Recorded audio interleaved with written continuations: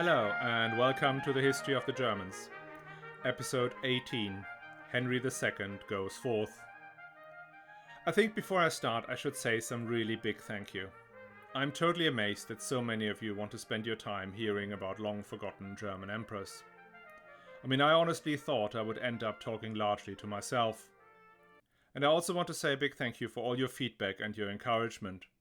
And a special thanks to listener VD, who suggested we have a Q&A session at the end of this season.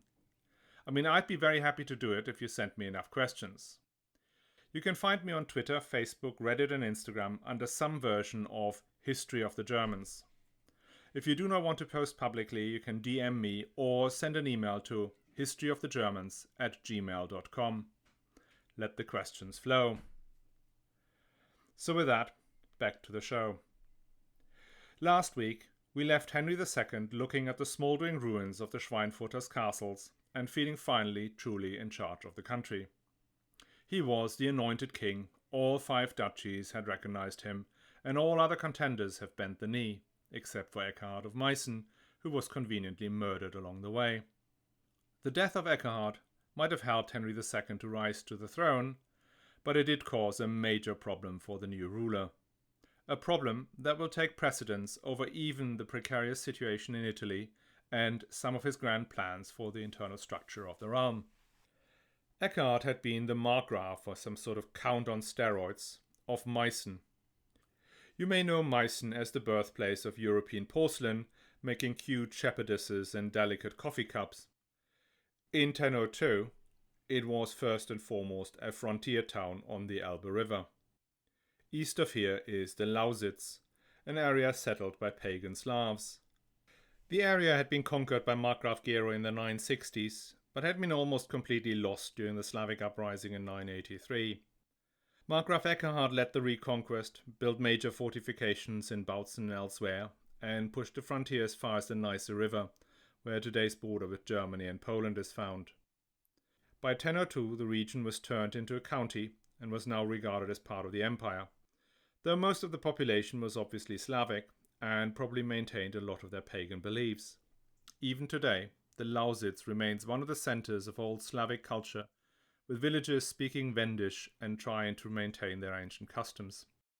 Eckhard had operated very much in line with the policy of Otto III, meaning he maintained close relations with the Christian Duke of Poland, Boleslav the Brave, whose lands were even further east.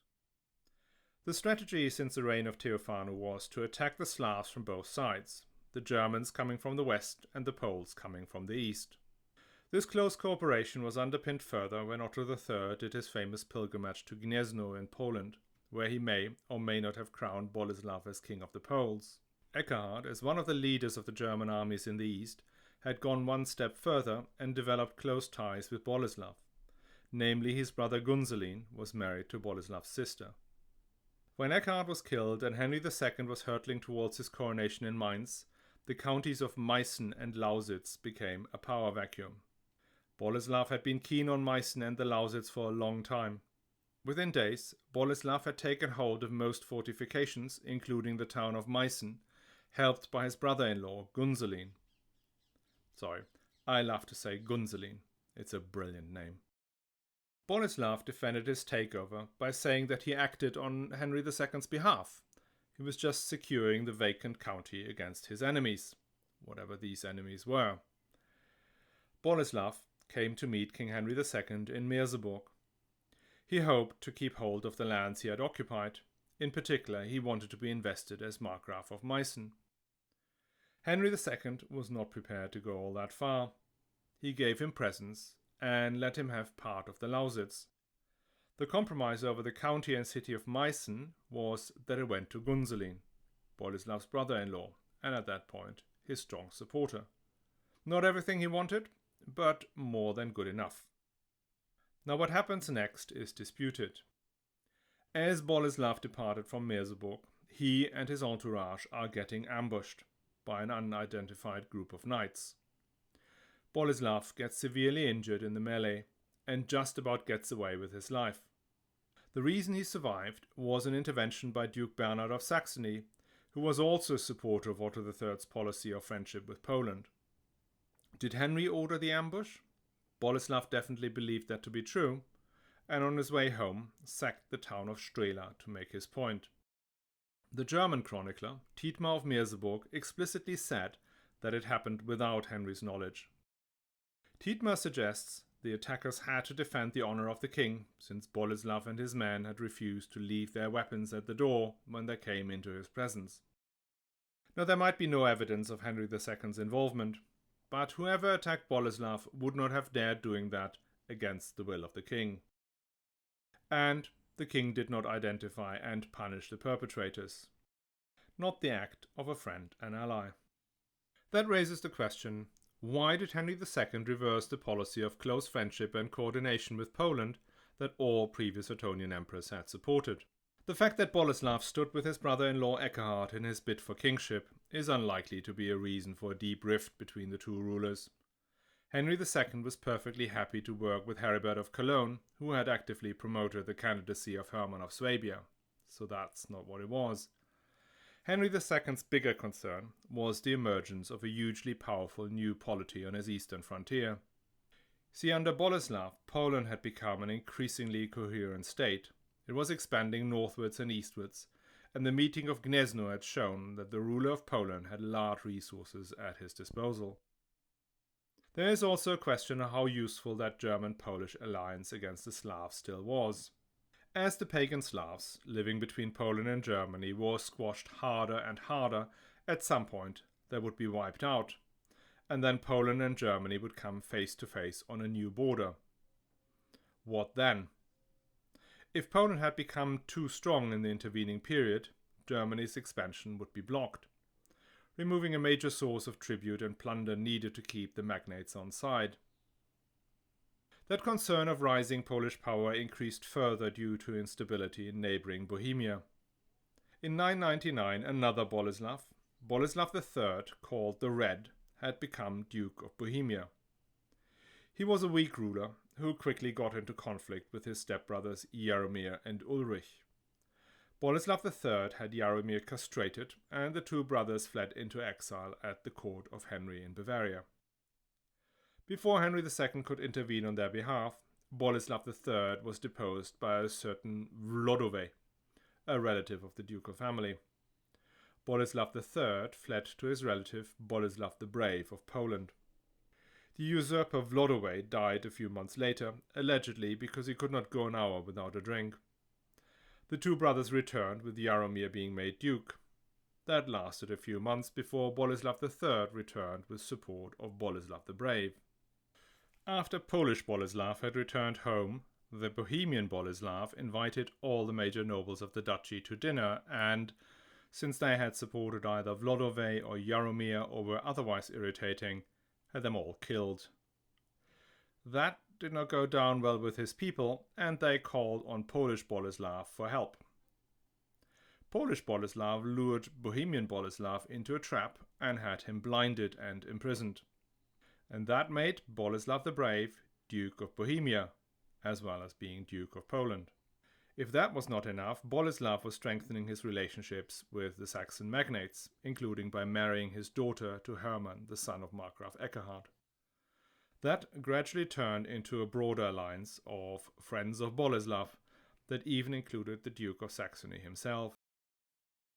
Bohemia, which was part of the empire, under the control of an already exceedingly powerful Duke of Poland, would have been unacceptable, even if that Duke of Poland had been a faithful vassal. And a faithful vassal he clearly was not. When the Schweinfurter rebelled against Henry in 1003, as we heard in last episode, Boleslav the Brave popped up right by his side. War had now become inevitable. The first leg of the war was aimed at crushing the Schweinfurter. As we heard in the last episode, that was quite successful, and Henry destroyed many of his opponent's castles. Getting at Boleslav himself was more difficult. The area Henry II had to defend against the potential Polish attack stretched pretty much the full length of today's Germany, from Hamburg in the far north to Passau in the far south. Moreover, the friends of Boleslav controlled most of the northern end of that border. They may not fight the king directly, but they would pass on information to Boleslav and hold back their troops. The only people Henry could trust in this conflict were the bishops and his Bavarians. In that situation, Henry II did something unimaginable. Henry went into an alliance with the Luizi, a federation of pagan Slavic tribes who lived in what is today Brandenburg and Mecklenburg-Vorpommern. These peoples have been defending their way of life against Saxon incursion since at least the 920s. The German chronicler Dietmar of Merseburg gives us a remarkably sympathetic description of their culture and their religious center, which is called Retra, Redegost, or for fans of Tolkien, Radegast. Their Holy of Holies was a triangular building with 3 doors, built deep inside a holy forest. The building can be entered by all through 2 of the 3 doors.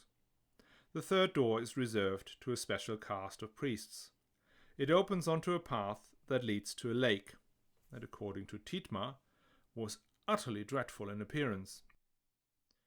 The outer walls of the building were adorned by marvelous sculpted images of gods and goddesses.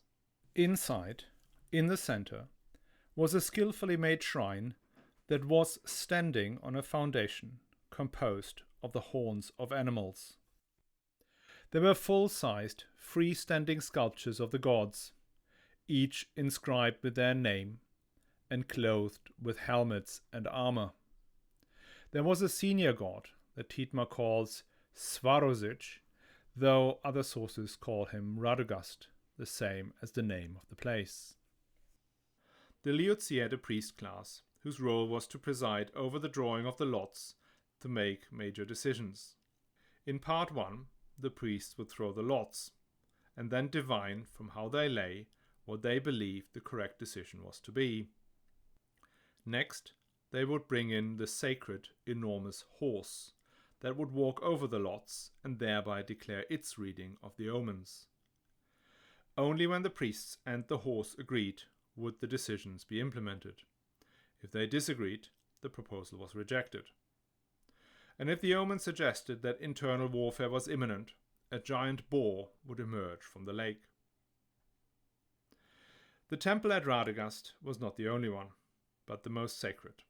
There were other religious centers for the different tribes in the Federation. These tribes would take their decisions, namely about war and peace, jointly and unanimously. Unanimous the decision might be, but there was a rule that anyone who opposed the decision in the assembly was beaten with rods until he agreed, and if he opposes after the assembly, he loses everything, either by burning or confiscation. Clearly, it does not always pay to be contrarian. Part of the decision over war and peace was to determine what offer had to be made to the gods in case of a successful completion of the campaign, which according to the German chroniclers could include a human sacrifice, though that is likely to be propaganda. By 1002, these people had sustained relentless attacks from both Saxony and Poland for nearly 20 years. Both the Saxons and the Poles believed them to be their natural enemy, and they found their religious beliefs abhorrent. Now these are the guys that Henry II calls upon to help against Boleslav the Brave. As you will hear, Henry II is otherwise very much the Christian ruler who derives his authority from God directly. Him allying with pagans upset a lot of people, not least the missionary Bruno of Querfurt, who wrote a very unusual letter of complaint to his theocratic ruler. Despite being unable to rely on the battle-hardened Saxons and morally in the wrong, the initial campaign was successful. Henry expelled Boleslav from Prague by circumventing the Poles' major forces and put Jaromir back on the ducal throne. In a next step, he confronted Boleslav at a place called Krossen, where Boleslav had to flee, leaving a lot of his train behind, but without much loss of actual soldiers. Henry II progressed further into Poland and besieged Poznan, one of the major towns. But in the end he could not take the town, and with his army weakened by hunger and disease, the two sides concluded a peace agreement in 1005. Now this process would repeat itself several times over the next 13 years. Henry II will build up his forces, invade Poland, get stuck, and finally agrees a truce. The truce would last as long as it took Henry to gather new forces to make another run of it. As time went by, Henry began to gradually replace unreliable counts and markgraves across the border, namely our friend Gunzelin, the brother-in-law of Boleslav, was removed as the markgraf of the crucial county of Meissen. Henry also tried to strengthen the power of the bishops in Saxony by handing them more and more resources. He, amongst other things, recreated the bishopric of Merseburg, resolving an issue that had been undermining royal authority for the last 25 years. One problem was that Boleslav was extremely well informed about what went on in Germany, thanks to his network of supporters in the highest ranks of society. Every one of Henry's moves Boleslav could counter, and when that failed, he just disappeared into the depth of Poland, where Henry's army would falter. In 1013, both sides became preoccupied with different things and made an attempt at a more lasting peace. Boleslav promised to be a faithful vassal of King Henry in exchange for being allowed to keep hold of what he had acquired, i.e. the Lausitz, Silesia, and other parts of Bohemia Jaromir had been unable to recapture. Boleslav even got married to one of the daughters of Count Edzo, another one of the previous contenders for the crown. But that did not work either. Boleslav failed to send troops for Henry's campaign to Rome, which made him an unfaithful vassal. Henry invited Boleslav to a royal assembly in Merseburg to witness the submission of other unruly vassals before the emperor. That involved kneeling barefoot, wearing a hair shirt. To Henry's surprise, the proud Duke of Poland did not fancy that, and hostilities resumed. After another 3-year campaign that was fought brutally across Poland, Eastern Germany, and Bohemia, Henry realized that he could not beat Boleslav. The two parties concluded a peace agreement signed at the castle of Bautzen, a final humiliation for Henry, since Bautzen was on imperial territory. Henry did not even bother to attend the ceremony. Boleslav had won almost everything he set out to gain, except for Meissen itself and the core of the Duchy of Bohemia. That, together with his success against the Kievan Rus, almost doubled the size of his realm. In the view of many historians, Boleslav and his father Mieszko I were the founders of Poland, turning a loose federation of independent groups into a coherent, powerful state that was now outside any feudal obligation to the empire. As a last act, in the period of uncertainty after Henry II's death, Boleslav had himself crowned King of Poland, a process that had begun 25 years earlier with the Act of Gniezno, when Otto III may or may not have put his imperial diadem on Boleslav's head. Apart from the resistance of the Saxon nobles, the moral headwinds from the alliance with the pagan Slavs, the relative incompetence of Jaromir, and the size of Poland, another reason for Henry's failure in the east was that he had a number of other issues on his plate. One of these issues was King Arduin of Italy. You may remember that when Otto III had died in 1002, his political construct for Italy collapsed. The Italian nobles elected one of their own, Markgraf Arduin of Ivrea, a relative of Berengar II, to be King of Italy.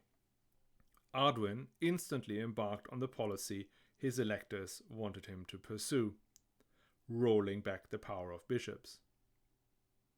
You see, the Ottonian rule in Italy had relied very much on support from bishops, similar to the situation in Germany.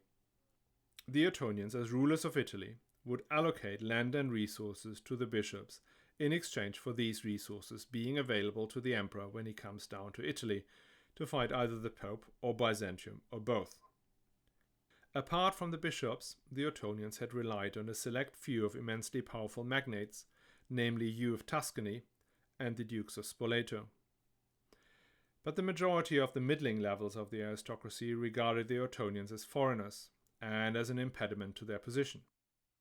Furthermore, you have emerging urban elites whose main objective is to keep central power weak by constantly shifting allegiance from one side to the other.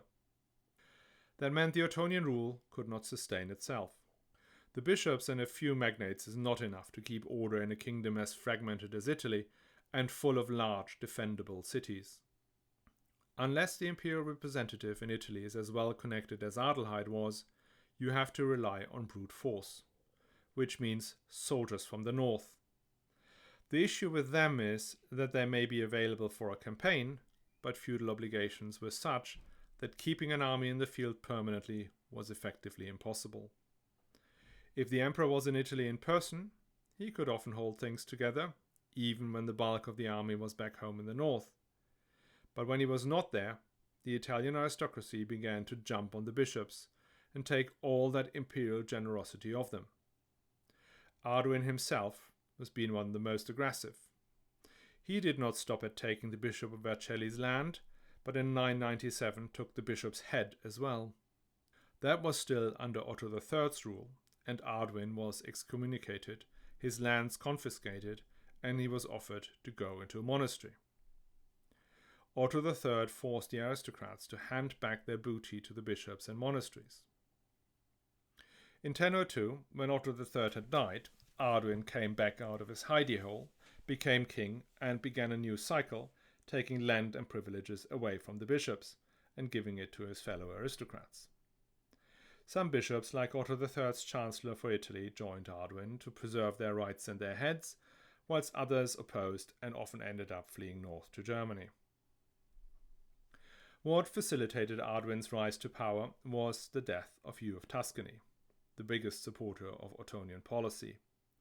His heirs had split up the inheritance, and none of them was either as powerful or as loyal as their predecessor had been. Removing Arduin was one of the top priorities for Henry II once he had assumed control of the empire in 1002. Because he had to deal with the Schweinfurter himself, Henry sent the Duke of Carinthia, and technically the ruler of Verona, down to sort out Arduin. But he was not up to the job, and his army was broken up, coming down the Brenner Pass. In 1004, Henry II came himself. If you know the Brenner Pass, you know that there are several locations where the valley narrows, creating excellent defensive positions. One of those is the Chiusa di Chiaraino, just north of Verona, which Arduin's troops held. Henry II managed to circumvent them by sending some troops up side valleys and then fall on the enemy's flank and back. That not opened the way into Italy, but also compelled Arduin to flee. On May 14th, Henry II reached Pavia and was crowned by the Archbishop of Milan with the Iron Crown of Lombardy. His rule over Italy was, however, short. During the night of the coronation, the people of Pavia rose up against their new king. This is an early indication that the urban population of Italy, as Tietmar said, preferred the laxness of King Arduin, i.e. they wanted a weak central government. The uprising was, however, a bit premature. With the German army occupying the city, the revolt ended in a massacre. Finding their king besieged in the royal palace in the center of town, the German soldiers storm the gates, free the king, and proceed to pillage, rape, and finally burn down the whole city. There you have it. The Furor Teutonicus, the German fury, is back. After that, Henry did not stay long in Italy, and it would be another 10 years before he would return. Some historians believe that he had seen Otto III's travails firsthand and wanted to avoid the risk of a deep entanglement in the complex Italian politics for no real gain. That may be the case, but there's also the fact that he had a much more pressing issue of Boleslav the Brave to deal with, as well as a number of domestic issues, which we will get into next week. With Henry gone, Arduin immediately returns, and whatever authority Henry may have had in Italy evaporates. He would still issue charters and grant rights in Italy, but what they are worth is questionable. The longer Arduin stayed on the throne, the more Henry's authority eroded. There is now a question on what grounds Henry claims any authority in Italy. Yes, he was crowned by the Archbishop of Milan in the cathedral in Pavia with the correct crown, but so was Arduin. You may remember that Otto II had tried to forge the German and Italian kingdoms into one entity, where the German and the Italian magnates would jointly elect the king, and a German and an Italian archbishop would jointly crown the new ruler, in that case Otto III.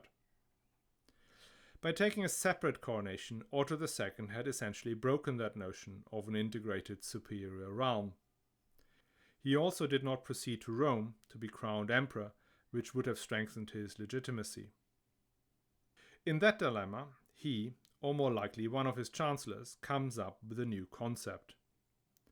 Initially, Henry II would sign his charters as King of the Franks and King of the Lombards, in the same way that Charlemagne did before he became emperor. But by 1007, Henry assumes a new title, King of the Romans. This King of the Romans title means he's an emperor in waiting. He's not yet crowned emperor by the Pope, but he's already in charge of the empire, which means both Italy and Germany, as well as all the other territories that were part of the empire at the time, namely Belgium, Netherlands, Luxembourg, Austria, Switzerland, Czech Republic, and large parts of eastern France. The title King of the Romans stuck, and it was used until 1806. It was most relevant for those kings that never make it to Rome to be crowned. Because of that quirk with the coronation in Rome, you can have an empire that is ruled not by an emperor, but by a king. And by going for the title of King of the Romans, we also never get a King of the Germans, ever. I know that I sometimes talk about the German kingdom or that such and such has become King of Germany.